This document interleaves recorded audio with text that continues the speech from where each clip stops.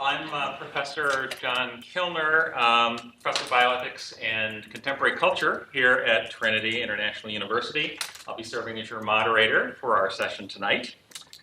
We really do have a special treat for us tonight in terms of two speakers who are here with us, and I'll be introducing them to you in a moment. But first of all, we have a few announcements and other things to take care of. We have one colloquium left in the spring series coming up on March the 21st. And just so you know what we have to look forward to there, Paige Cunningham, who directs the Bioethics Center here on campus, will be talking about what bioethics has to do with the church.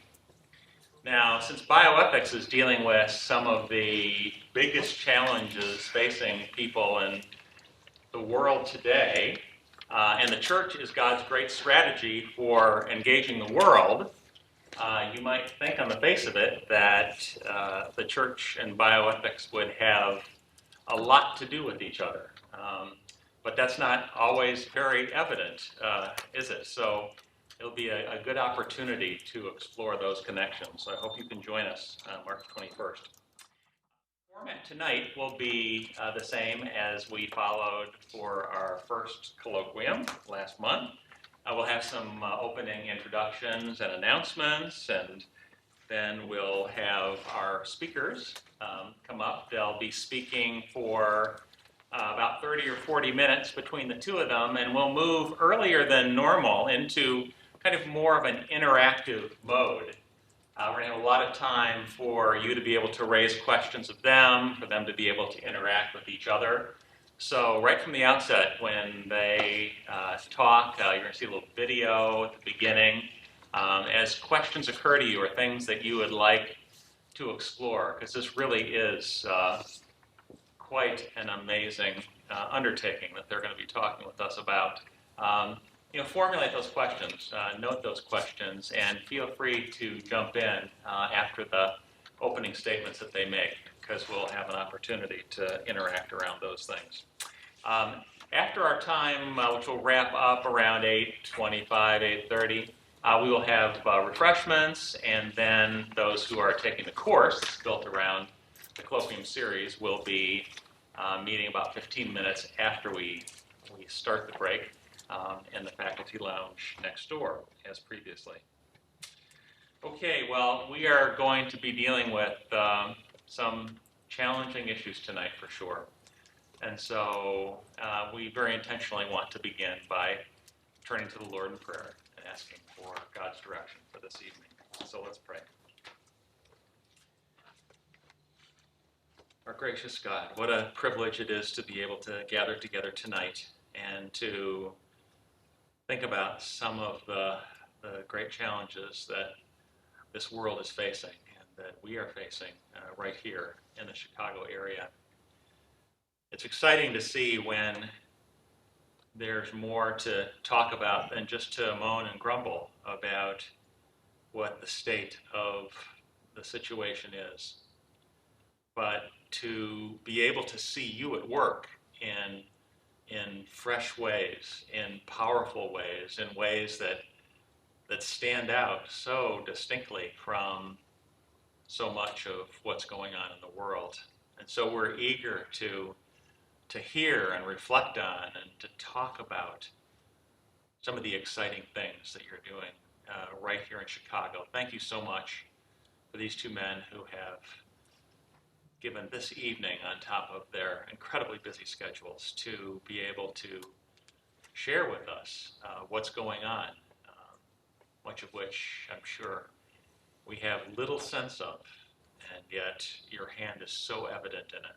So we pray that you would guide every aspect of this evening, that you would bring to each of our hearts and minds those questions that would be helpful to talk about and to explore, because of things that you are preparing us for even tonight in terms of what lies ahead. So we commit this to you in Jesus' name. Amen. Amen.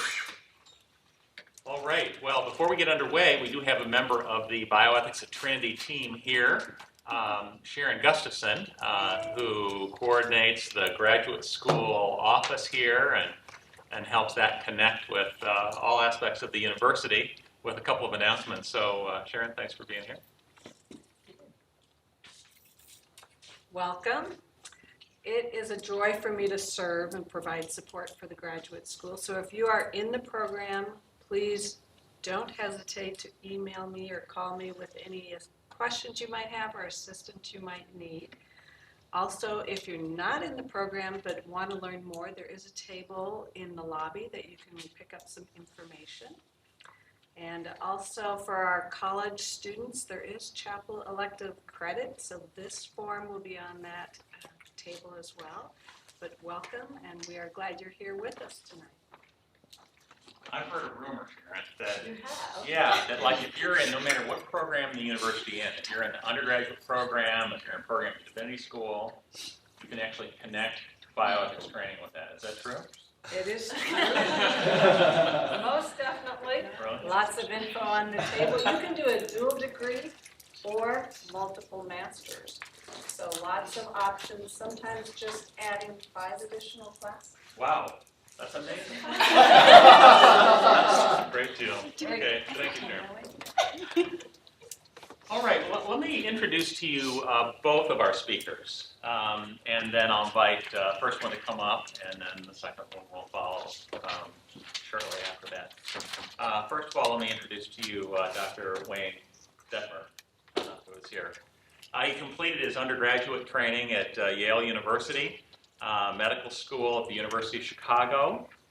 He's board certified in family medicine, and he's worked at Lawndale Christian Health Center for 18 years now. In 2001, he was promoted to Medical Director of Operations, and in this capacity, he works to improve access for patients and to ensure efficient clinic operations. His wife, Gina, is a pediatrician at Lawndale, and somehow they're managing to raise 4 children while having a life-shaping influence on so many other people who are involved in this quite substantial enterprise called Lawndale Christian Health Center.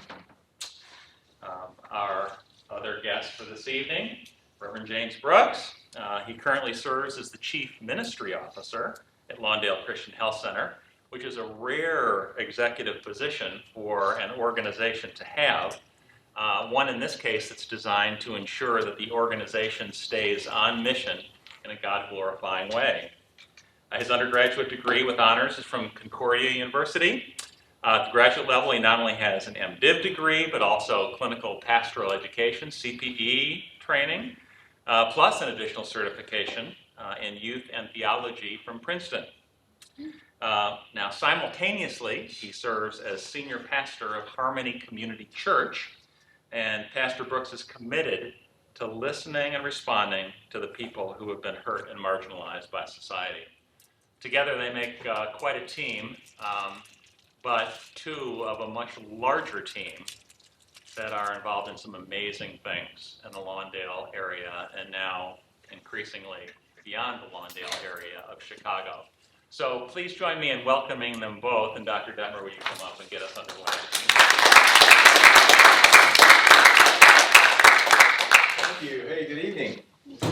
It's good to be here. We every year for a while have had the bioethics class come down in the fall and hang out. And has anybody been down there before? Yeah. So you've heard some. You may have heard some of the stories tonight, but I hope that God can use what we say to move the ball forward or down the field or whatever metaphor we want to use. So a lot of you, it seems like, haven't been there, and as John said, even if you were there 2 years ago, things are different. So I thought that it would be appropriate and possibly helpful to start off with a little video. But let me just tell you a little of the history. So here's the whole story in a minute, okay? White guy who's at Wheaton College has this heart to work in the inner city. This is back in the 70s. Wayne Gordon, we call him Coach. He gets a job coaching at Farragut High School, right, in Lawndale, and starts a Fellowship of Christian Athletes group, all right? He moves into the neighborhood, which was unusual. This was back in the mid-70s, and they started a Bible study. The Bible study was mostly a bunch of boys, and a few moms started to come to this thing. And as they were studying Scripture, they were looking at the greatest commandment, right? What's the greatest commandment? To love the Lord your God with all your heart, soul, mind, and strength. The second is like it, to love yourself, or love your neighbor as yourself. He says, sorry, that's Whitney Houston, right? Come on now. All right. So anyway, one of the kids said, they say, Coach, if we're supposed to love our neighbor as individuals, shouldn't a church love its neighborhood? And they felt like, well, yeah, probably, that's right. So they started this, they said, well, maybe we can form a church and things, and so they did, and they started to ask questions, what would it look like if a church loved its neighborhood? And so they had different things that they wrote up on the board, a safe place to do laundry, because the gangs control the laundromats there, and a safe place for kids to play, affordable health care, and all these things. It was just a bunch of kids together, and all this stuff seemed a little bit like a pipe dream at first, but as God would have things happen, it turns out that the guy that Coach ended up marrying, the woman that Coach ended up marrying, was a roommate in college at Taylor to a woman who was married to a medical student, Art Jones. And so their plan was to end up overseas in Africa. When they were in medical school, they were in Sierra Leone, I think, and they were in Liberia at the time. And as Art tells the story, he looked around and he saw a lot of excellent Western physicians serving there, and he felt God impress upon him this idea that I can get qualified Christian folks, physicians, to serve in Africa, but not in the inner cities of America. And so that was sort of his moment of feeling like it was time to potentially help the church do something there in Lawndale. So the church started in 1978. The health center started in 1984, so we're working on, this is 32 and a half years now. I came there, and my wife, we came there in 1999, so it was already the train had left the station, and we were just jumping on to take a ride. But I think that this video is one that we put together a couple years ago at our 30-year anniversary. And so, again, things have changed even since this video was produced, but it does introduce you to some of the people. You'll see Coach, you'll see Bruce, our CEO, and you'll see a lot of the kids that were in that church that started, some of the pictures, the early pictures, and then you'll see what some of our buildings look like today. So I'm going to stop there and let you sort of enjoy and take in the video, and then after that we'll talk a little bit.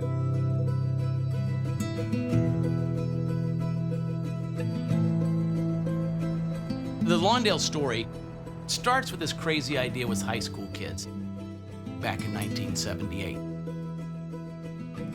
At that time, the physician to population ratio was 7 times the national crisis level. Almost 30 babies died in that first year of life out of 1,000. It got so backed up at Cook County Hospital in the clinic that they wouldn't take new people. So if you were poor, living in Lawndale and had never been to Cook County Hospital, you had no option for health care. We started having Bible studies with girls and boys from the school. And then the kids said, let's just meet at the weight room and have church. And they said, let's be a church that loves our neighborhood. That was the impetus that led us to have that first listening meeting. And we just invited people out to this. What are some of the needs in the community? Well, a lot of things made the chalk. Things like health care, legal care, education, violence. I mean, just about any problem you think about in an urban community was on that list. I said, is there anything on there that we could do? And they said, let's pray and think about opening a medical clinic. The clinic started in September 1984. The first day, actually, I saw quite a few people. It was still under construction, like the gym wasn't even built. It was a big hole in the ground. Of course, the clinic was very primitive. We had to draw our own blood. We actually took x-rays, and we actually kind of had our own little pharmacy. Empowerment is key. So if a patient came in and couldn't afford to pay to see the doctor, they would be able to what is called gleaning, and then they would earn their way to see the doctor. I did something for this. No one gave me anything. I worked for it. One of our core values from the very beginning was to hire people from the community. We actually trained patients to become medical assistants. It just slowly did kind of build up. Certainly we never had any idea that it would become what it is now. I think as we've grown and seen what some of the other felt needs in the community are, that there's a lot that can be done from a more holistic point of view, and I think that's what the fitness center grew out of. When we were working on our first fitness center, my neighbor across the street said to me, "Bruce, let me know when that opens up." And he was a 70-year-old guy at the time. He's probably been our most faithful fitness center member. For me, what it meant was the fitness center was for my neighbors. You know, it was for people I know, and that's very special. I had a patient one time, she needed a tooth pulled, and I asked her when the last time she'd been at the dentist was, and she said she'd never been to the dentist, and she was 78 years old. So I wondered what I would find when I looked in her mouth. She only had about 3 teeth left. I said, obviously you've pulled all the rest of these teeth out yourself when they got to this condition. Why did you decide to come in and see me for this one today? She said, I've decided I just don't need to suffer anymore, so I'll let you take care of this for me. And it just was an example of what people will do and put up with over their life when they don't have access to care. I was ill when I was young. When I went to see the doctor was behind a brick wall and talked to me through a window. But when I came to the health center, I'm like, oh, is this healthcare? This is what it's supposed to feel like? The provider prayed with me, physically gave me an exam that I never had. And it was just so refreshing. They really worked with me and educated me and didn't look down on me. I attempted suicide in '87. And when I came out of the house after the attempt, I ran right into Coach. I had rags around my wrists. I had got out of a bathtub full of water. I was bleeding profusely. And he took me right over to Dr. Jones. Dr. Jones sewed up my wrist. And I remember Dr. Jones telling me, you know, it's gonna be okay. And they put me in a treatment center. You know, those are the type of doctors we have. The staff of the health center are committed to make a difference in our community. It's about living out what we talk about, loving God and loving people. Our goal is to bring better health. And over the last 30 years, God has allowed us to grow considerably. We've taken this model that we love here on Ogden Avenue and we've placed it in a variety of new communities. We're excited about each of these neighborhoods and becoming part of them.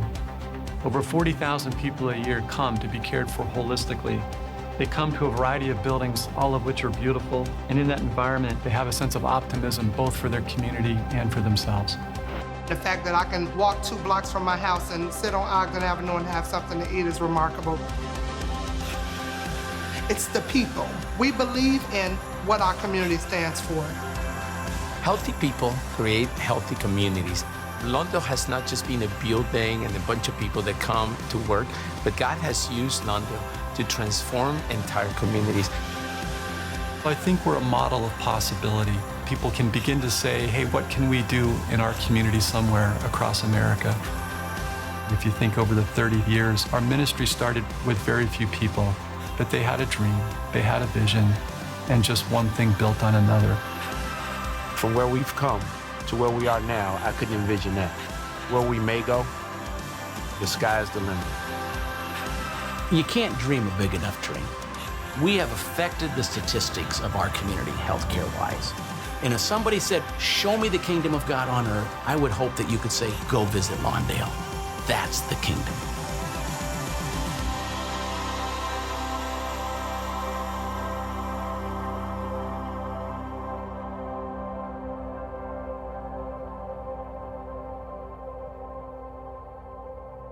So that is an overview of the health center. I was supposed to ask you a question at the beginning, I forgot, but I have a little cameo in there. It's a non-speaking part. Did anybody catch the cameo? Anybody see me in there? Nobody? Yes! I was picking out the color of the stain for the cement floor there. You go to Yale, you go to the University of Chicago Medical School, you can pick out the color of the cement stain. All right, so let me tell some stories, because I know at the end of the day, really that's all that people remember are the stories. But let me set the stage. 1 week ago today, on Valentine's Day, the 14th, in the afternoon sometime, a young woman, 20 years old, who was expecting a baby, was driving with her boyfriend, 26-year-old who'd recently been released from prison, and the 26-year-old's nephew, 2-year-old Levante White Jr. They were in Lawndale, from Lawndale, driving through. Our main clinic there that you saw is on Ogden Avenue, so they were in what we call K-Town, right? I think it was Keeler or some kind, I don't know, one of the K streets down there, 2300 block. They pull off of Ogden Avenue into a little alley there. She's actually FaceTiming this thing live on FaceTime. She's like singing and doing all this stuff. Dude in a car in front of him gets out of the car, comes around and starts shooting. He shoots her, he shoots the guy and kills the guy in the back, and he kills the little baby, Levante White Jr. That was a week ago in our neighborhood. 2 days later, I got a text or an email or something from Pastor Brooks there, and he said, I just spoke to somebody at the 6th District, that's the police station down there, and they said they want to do something at the spot where the boy was killed. I thought it was actually a prayer meeting, so I got my Bible and I went there and all these things. And Pastor Brooks was there, and that other pastor, Paco, was there, and then a lot of people from Pastor Brooks' church came. And we gathered together there, and of course the TV cameras were there and things, and lots of prayers were offered and some testimonies. A really amazing testimony was given by a woman from Pastor Brooks' church who herself had been a victim of gun violence. Her son had been murdered. And she gave a gospel presentation right there for everybody to hear. And one of the things that struck me about that gathering, and there weren't really a lot of people there. I don't know, were there 50 people maybe? But one of the things that struck me was it was a mixed group. There were some Asian kids there, some of our interns were there, but just a racially mixed group in this neighborhood of North Lawndale. But none of that racial stuff that you hear about on TV, none of the political, Republicans, Democrats, that stuff, people maybe made a little mention of politicians there. But this thing that united us, this tragedy of the death of Levante White Jr., was so powerful that all of the other stuff that typically divides us was gone. And we were there gathering together to lament the loss and the senseless loss. And this was the third child, the third kid that was under the age of 13 in that same week that had been shot and eventually killed in Chicago. And it was a moment for me as a guy that grew up in southern Indiana in a town, that's very different from this neighborhood, that just reminded me of what's possible when we put our baggage aside and come together for a common purpose. It's not unlike the experience that I have walking through the fitness center at times. Coach said something like, well, if you want to know what the kingdom of heaven's like, I hope somebody would direct you to come over to Lawndale. It does feel like that sometimes. I had a patient, one day I was driving down the road, driving down 290, I was going west. By the way, just after this point in my speech, nothing else is planned. So you might have to bring me back, because this story just came to me just now. But, so I'm driving down 290, and I hear on NPR, it was, I guess that we'd gone to Chicago Public Radio, they said, blank, blank, they said this woman's name was arrested in South Lawndale because when she called 911 for her baby who was unresponsive, when the paramedics and the police got there, the baby was dead. But the reason it made the news was because they said the level, and this was on the front page of the Tribune the next day, they said because the level of squalor in this patient's apartment was so great that they had to remove all of our other kids and take them away too. Now this was a common Hispanic name, but I happen to have a patient by that name. In fact, I happened to deliver a patient that was about 6 months old, the same age as the baby that died. It turns out that's who that was. It was my patient. I've known her for all 3 of her pregnancies and taken care of her. When I saw her back in the clinic a few months later, I said, what's going on? And she said, she doesn't speak any English, right? They're there illegally. They're not married. The boyfriend tried to get a job but was unable to find employment, so he started first drinking, and now they're both using cocaine. I didn't know that. And she said, and she was just weeping and broken. But she said, they'd had counselor come and see them that the state had, and they'd had started to get things back together, and she was hopeful that they could get their other kids back in time. I didn't see her for a while because now mostly what I do is obstetrics. So there was no reason to see her till about a year later when she was pregnant again. And she came in to see me, and this time she looked a little different. She looked a lot better. She was starting to learn some English words and things, and she was telling me how things were going. And she still didn't have her kids back. She was allowed to visit them once a day. But things started to look up, and people in the church had started to come around them. We got her through her pregnancy. We had a beautiful baby. And then eventually, she was able to get her kids back. I wish I could tell you that I go to the fitness center, which I live 4 blocks from the health center, so it's not really like big of a sacrifice for me to get to the fitness center. But mostly my only presence in the fitness center is giving tours to people like you when they come down to visit. But there was a day when I actually went to go work out. And that day, I went up there, and I walked up the stairs, and it was full of people, black people, Hispanic people, all these things. And I come up the stairs, and I get on a treadmill, and I start going, and I look over, and she's like, "Hey, Dr. D, it was my patient." I teared up. I couldn't believe it, because as I was standing there running and thinking about a couple years before, listening to her name and her whole story being on the front page of the Tribune, and what a hopeless, hopeless situation this was. And now here I was working out together side by my patient. And I thought, I bet this is something like what the kingdom of God is supposed to look like.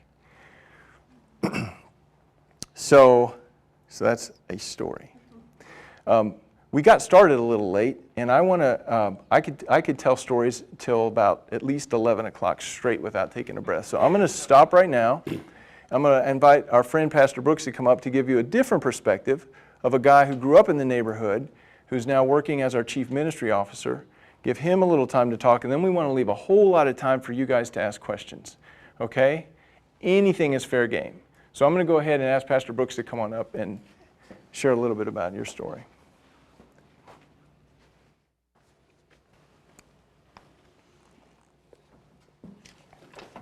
I'll sit over here. Well, good evening. Good evening on this bright, sunny February day. My name is James Brooks, and as Dr. Detmer told you, I serve as the Chief Ministry Officer at Lawndale Christian Health Center.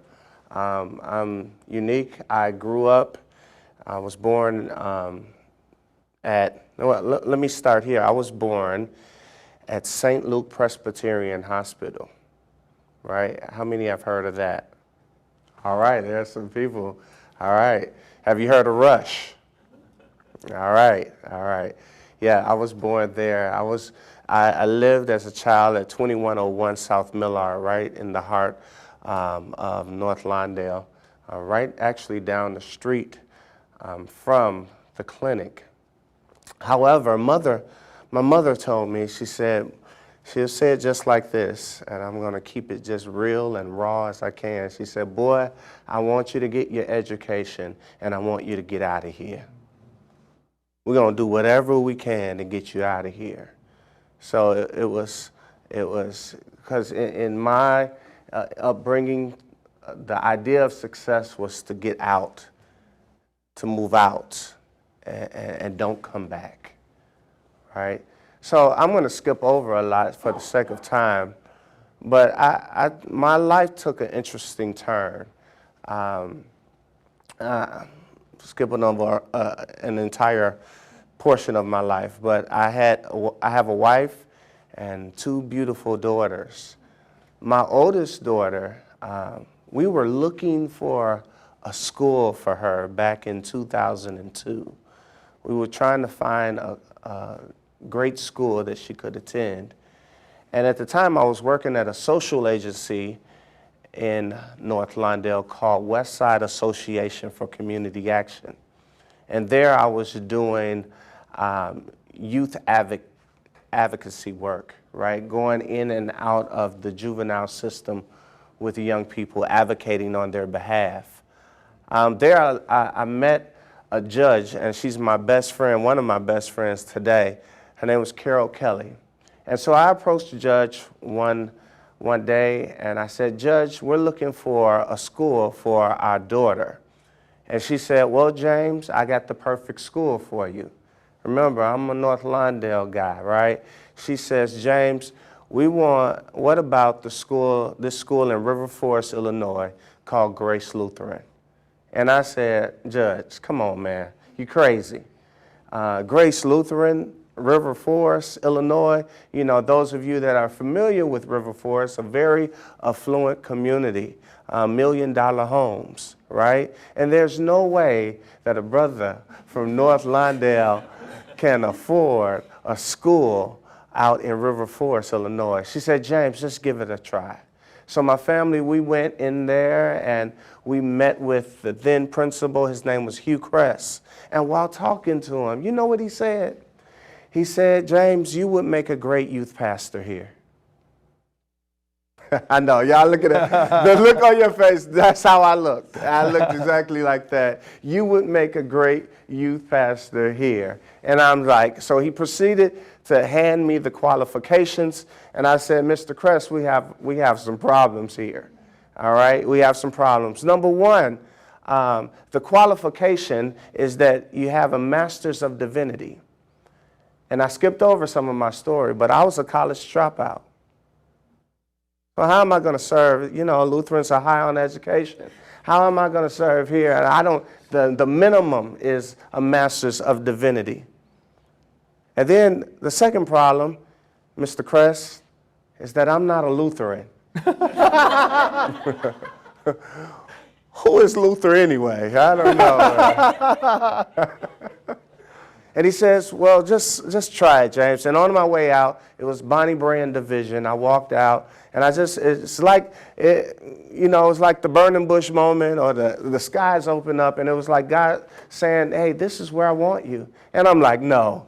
And I called back immediately as I was in the car, and I talked with the pastor, Bruce Modal. I said, Bruce Modal, I just met with the principal of the school, and I believe God, you know, I'm talking to a Lutheran pastor now.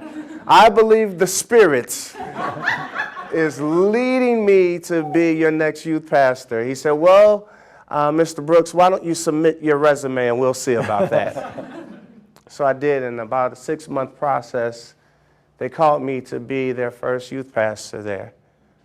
Yeah, and I look back over all the applicants in retrospect. There were folks with D-Mins, MDivs, of course. And God had a purpose and a plan for my life. I still don't get it. But God was at work. So I was the first African-American staff ever in the history of the church or the school to work at Grace Lutheran, River Forest. Wow, God does some amazing things, right? So I'm doing great. I'm doing great. Not only, I remember one day, and about a year later, we walked to the window. I'm serving. I'm doing my. I'm engaging with the young people. I'm going to recitals. I'm going to cello recitals. It's just great, right? And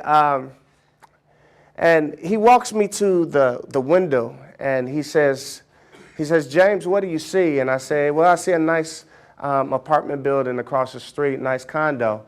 He says, well, that building over there, that's Grace House, and we want you and your family to live there. What? So not only did I work there, and now I'm living in River Forest. Come on now. That's a big deal for me. You know, I'm living in River Forest. I got church right there. Across the street is my home. And then I'm going to Concordia University at the same time. Because, you know, they said, hey, if you're going to keep working here, you got to get your education. So I went to Concordia. I finished up there. Your boy right here, your boy. Y'all ready for this? Not only did I graduate, but I was one of the only African Americans to stand up when they called out summa cum laude. Yeah! Woo! Come on now.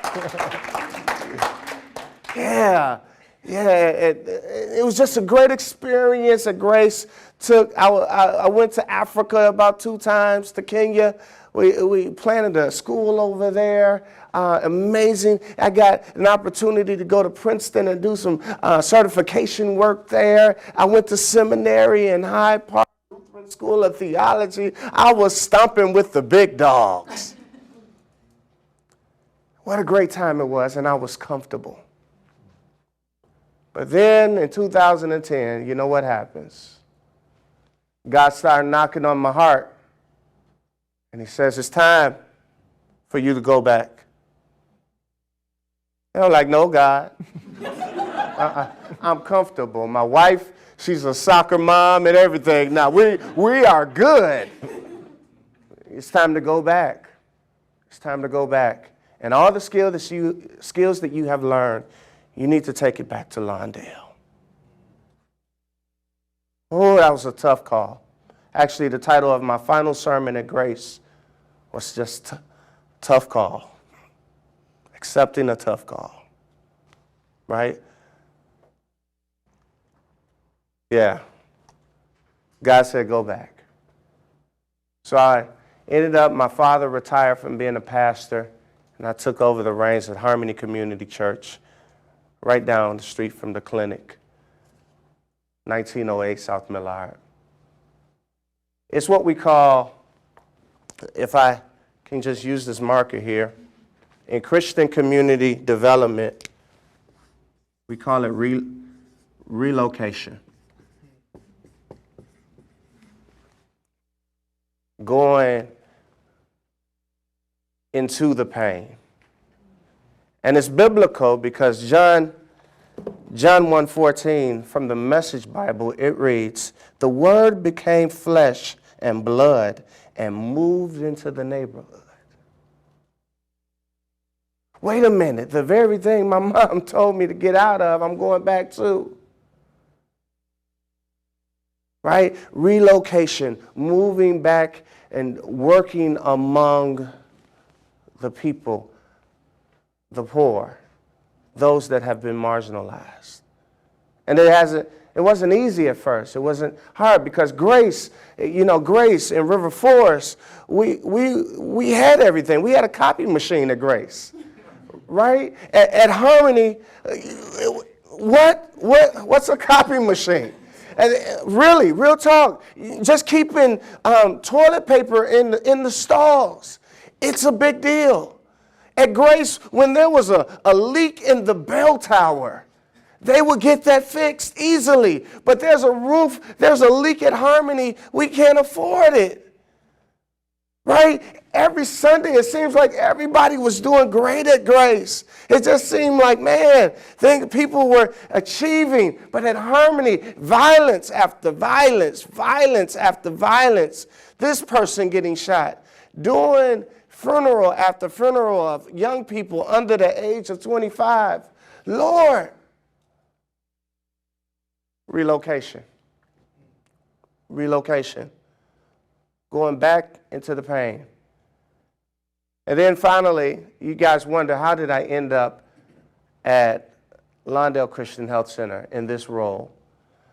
Well, Harmony could not afford a full-time pastor. I quickly found that out. I couldn't make it. And one day, while I was outside, Coach came by and he said, James, there's a position at the health center, you should consider it. He said, I can't get you in, but I could recommend you, but you're going to have to sell yourself. So I got the interview, and I went in to meet with these guys here. And it was shocking to me, as I told the group earlier, because there were a lot of white guys. But I was used to it. God had already set it up. He had ordained it. He had ordained it so that I was hood enough that I could speak the language of the common folks. But yet I was educated enough where I could go back and forth with this guy, talking about Stanley Hauerwas and William Willimard. Amen. Come on. God had worked this thing out. right? And it's just amazing. Now serving in this role, Chief Ministry Officer, I think I'm the only person in the country with this title. And it's just fascinating how working now bivocational in the same community, I get to see so much and be involved in the lives of so many. All right, so I just want to introduce myself, and I know you guys got tons of questions that we're going to explore some of the things that go on in the health center, and I want to leave enough time for that. Thanks. I forgot, you know, usually I speak, we've never spoken together, I don't think, and as I'm sitting there listening to the guy, I'm like, you know, he didn't tell you, but when he was at Northern Baptist, guess who won the preaching award for the graduating class at Northern Baptist? So what a fool am I to agree to speak next to this guy over here. I don't know. But I forgot actually something. I got sidetracked. There was something I had planned to say, and I think I'm going to. It's kind of important. I have become slightly obsessed, some would say more than that, with a writer, Wendell Berry. Has anyone heard of Wendell Berry? Wendell Berry won the National Humanities Medal a few years ago from President Barack Obama. Some have called him New York Times called him one of the greatest living essayists and novelists in the English language. He is a Kentucky farmer in his 80s, and he wrote an essay called Health is Membership. I have it here. And I remember the first time I read it, I was like, eh. But a few years later, I read it, and I know you've all had the same experience, probably even reading the Bible, right? You've read the same verse 50 times, and the 51st time you read it, you're like, what? I never saw that. Well, that was kind of what this essay did for me. It's called Health is Membership. I think it was written sometime in the 90s. And I'm going to read you two little brief paragraphs that he says, because this is going to perhaps frame some of the next part of the discussion. So he says, this plainly is a view of health that is severely reductive. It is, to begin with, almost fanatically individualistic. He's talking about the modern view of health. The body is seen as a defective or potentially defective machine, singular, solitary, and displaced, without love, solace, or pleasure. Its health excludes unhealthy cigarettes, but does not exclude unhealthy food, water, or air. One may presumably be healthy in a disintegrated family or community, or in a destroyed or poisonous ecosystem. And then here's the thing I want you to hear. I believe that the community, in the fullest sense, a place in all its creatures, is the smallest unit of health, and that to speak of health of an isolated individual is a contradiction in terms. Huh. You get that? He says, a place and all its creatures is the smallest unit of health, and that to speak of the health of an isolated individual is a contradiction in terms. Why did I start out as a representative of an amazing health center telling you the story of a 2-year-old who was murdered in our neighborhood? I think it's because one of the things that we've recognized as a health center that's trying to figure out how Christianity might have something to say about the way we do healthcare, if we ask the question broadly, and if we say we're concerned about the health of our community, then what are the things that we might want to spend our resources thinking about and our money making happen? And I think that if all we were aiming for was that everybody's diabetes was under control, and we didn't have anybody whose blood pressure was out of whack, and all of our babies were born on time and not early with low birth weights, I think but we still lived in a society where a 2-year-old in the middle of the day can be shot in the head, then we're missing something. So while we fully appreciate the need to have practitioners, nurses, ophthalmologists, we have all kinds of people. We got dentists, eye people, we got behavioral health people. We need all of that stuff. And from the perspective of the exam room, right, if you have a urine infection, you hope somebody's there that can recognize it and give you what you need so that you don't have a kidney infection. We need all of that.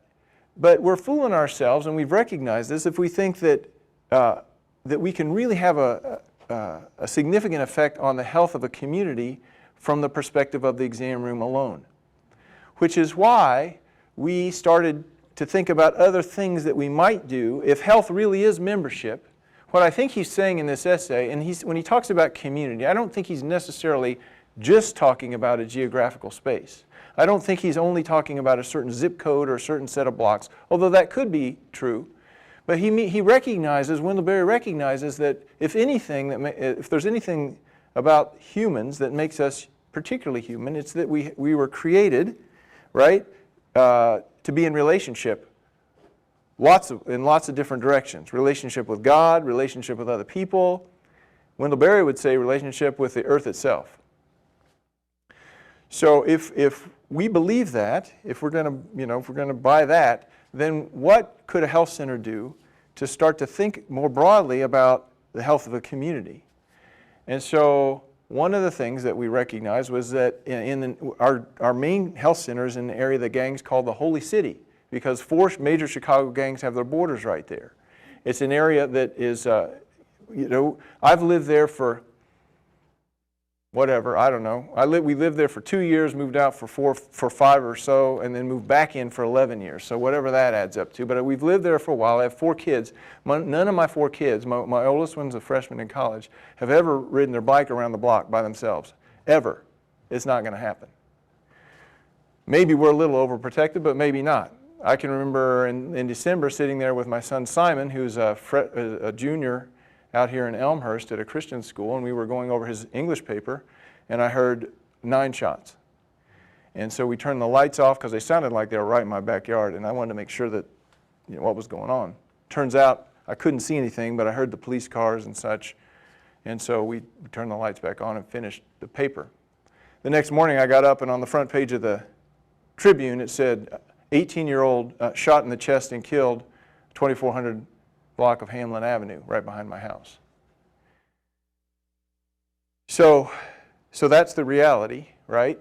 So if that's the reality, it's not surprising that people aren't, if you say, to somebody, hey, one of the things you should do, right? What are we supposed to tell them in medical school? Exercise, 4 times a week, 30 minutes a day, get your heart rate up above 100 or whatever.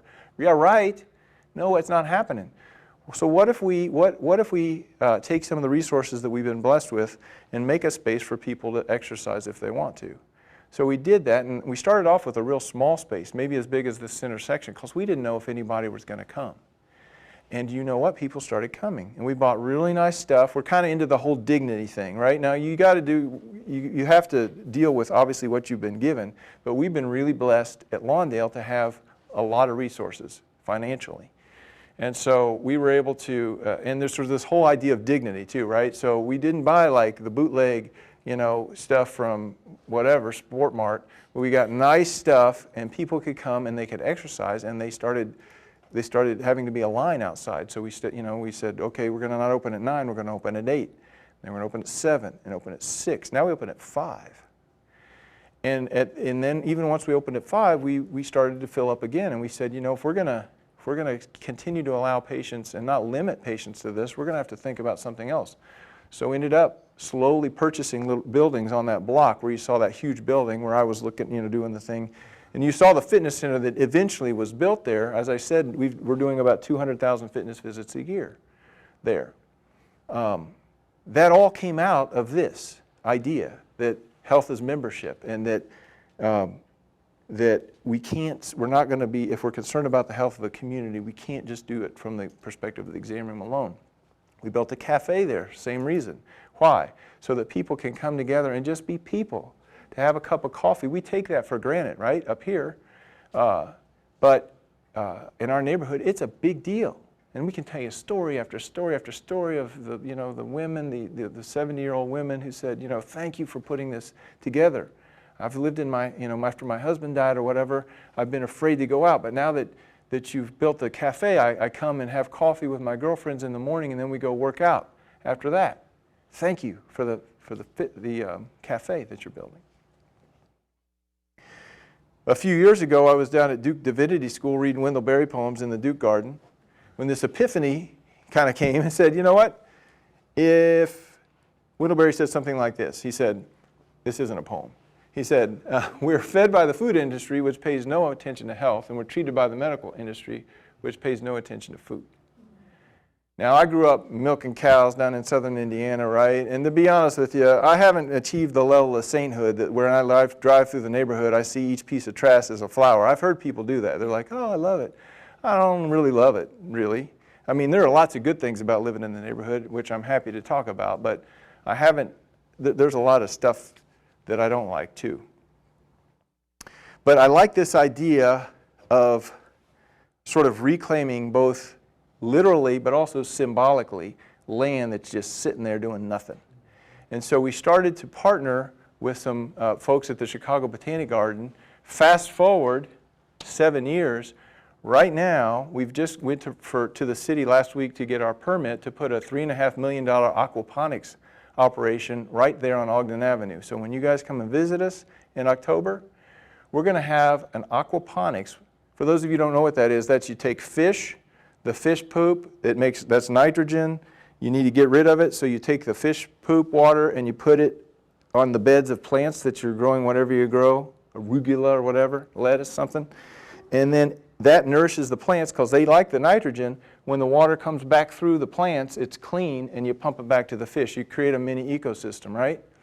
So we already have the tanks that are about 7 feet tall. When you drive down Ogden Avenue, just past somewhere between Pulaski and Hamlin Avenue, you're going to look over and you're going to see 7-foot tall fish tanks with tilapia swimming around. We're going to sell 14,000 pounds of tilapia once the thing's up and running, and I think they say we're going to grow something like 100,000 pounds of organic vegetables a year. That's going to be run by a program through the Chicago Botanic Garden where they take ex-offenders and give them a 9-month training program so that they can come out and have a certificate in urban gardening. Right now, the market for people with that certificate is hot. It's a great job to have. So did you hear what we're doing? We're taking ex-offenders. 1 in 3 men in North Lawndale is currently in jail. We're taking ex-offenders, we're training them how to farm, grow food for people in their community so that they can go and provide for their families. The other thing that they do that's amazing is they have a summer program where they take about 20 kids from the community, from the local high schools, and they teach them how to do this stuff. Because this is going to be now it's going to be in a huge greenhouse, they'll be able to run that program year-round. We're also going to have a corner store so that people can come in and buy this sort of produce, farmer's market type of deal, at a reasonable cost and start to hopefully have an effect there. So I'm going to stop there. That's our story. Well, let me just chime in about this farm on Ogden. I was not too fond of the idea at first. All right, I just thought having a farm on Ogden in the hood, come on, man. It makes no sense at all. But as I walk around the community and every time we get some new providers or medical students come in, I give a tour and I'll walk them around the community and I have them go up on 16th Street, also known as the Bucket of Blood or Holy City, and we go into a grocery store, if you want to call it that, and I ask them to pick out something healthy. I ask them to, hey, you're the provider, your patient has diabetes, suffering with hypertension, what would you recommend in this store for them to eat? They can't pick out anything. Yeah, so all of a sudden, as God kind of revealed it, I'm giving these tours, the farm on Ogden makes sense. Because North Lawndale is what we call a food desert. A food desert. Our church, Harmony Church, we have a food pantry, serves over 350 families per week. Line, rain, sleet, or snow, the line is wrapped around for blocks going down the street, down the alley rather, right? Yeah, so I didn't like it at first because I didn't grow up like that, right? I wasn't exposed to good eating, good healthy choices, right? And I would say a lot of my friends that grew up in North Lawndale, they weren't either. You know, we had our grains, but we had a lot of stuff added in our grains, right? And then I'll end by saying this, what really drove it home was we have a tutoring program that we started at our church on Tuesday evenings. And there was a second grader there that I was working with. And this almost makes me tear up. But we were working on ABCs because he was in second grade and didn't know his ABCs. And then while I'm working with them, going over the ABCs, he looks at me, he says, Pastor Jay, I'm hungry.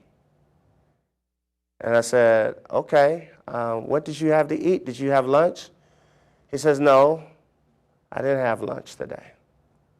You know. And then he says, I said, well, did you have breakfast? He said, yeah, I had breakfast. I said, what did you have? He said, I had nachos and cheese. He didn't know his ABCs. He's behind academically, right? No healthy eating options. So what will the righteous do when the foundations have been shaken? What will we do? Will we spectate or will we get in the game and participate? And so, yeah, now I get it. I get it. It's mandatory. It's mandatory that we get this farm on Ogden because health is membership. And if we want a healthy community, we have to have healthy eating options.